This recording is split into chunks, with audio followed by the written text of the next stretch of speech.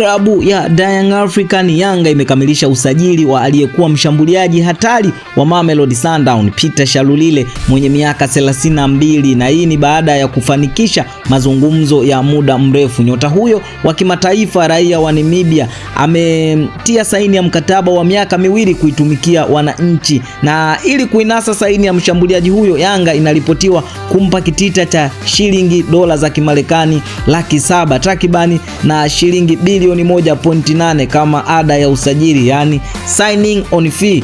Je, unatazamaje usajili wa Peter Shalulile ndani ya kikosi cha Young African kuelekea msimu mpya wa mashindano ya kimataifa? Dondosha maoni yako hapo chini, lakini kubwa kuliko ni tunakuletea takwimu zake Peter Shalulile kabla hajajiunga na Young African, takwimu hizi ambazo amejijengea akiwa na Mamelodi Sundowns. Sasa je, ni takwimu gani hizi ambazo zimekuwa zikishtua mashabiki wa Young African, na ni mchezaji wa kihistoria ambaye amefanya makubwa sana kwenye soka la kihistoria? Lakini kabla tujaenda kuangalia, nikukumbushe tu wewe, kama ni mgeni na ni mara yako ya kwanza unatuangalia, hakikisha umesubscribe na kubonyeza alama ya kengele, kwani haya na mengine mengi utayapata hapa Tubone Media Lam. Sasa pamoja na mjadala wa takwimu za msimu uliopita, klabu ya Yanga imeshusha mshambuliaji mwenye CV nzito zaidi barani Afrika akiwa na Mamelodi Sundowns. Peter Shalulile alishinda mataji kibao na kutoa tuzo mbalimbali binafsi. Mataji aliyoshinda na timu kwa pamoja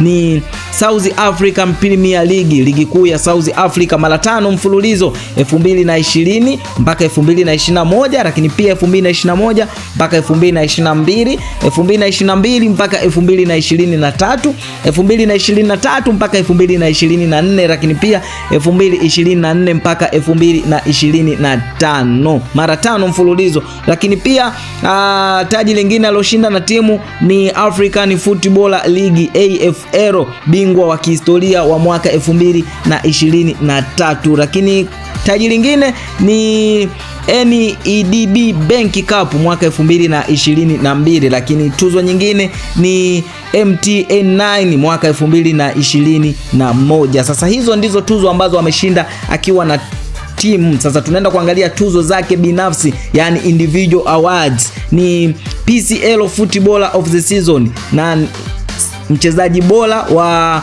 mwaka wa ligi kuu ya Afrika Kusini 2020, lakini pia 2021, 2022.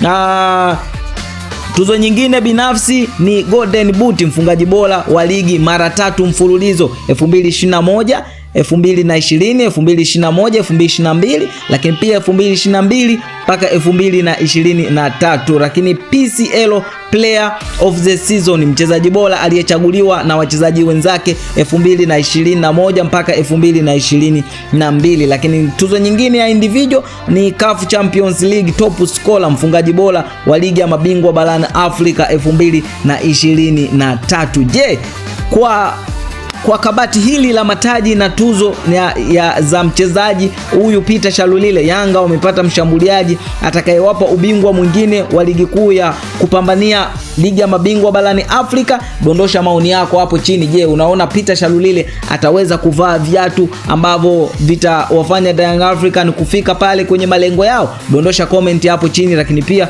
usisahau kusubscribe kwa taarifa zaidi. Hadi wakati mwingine, bye bye.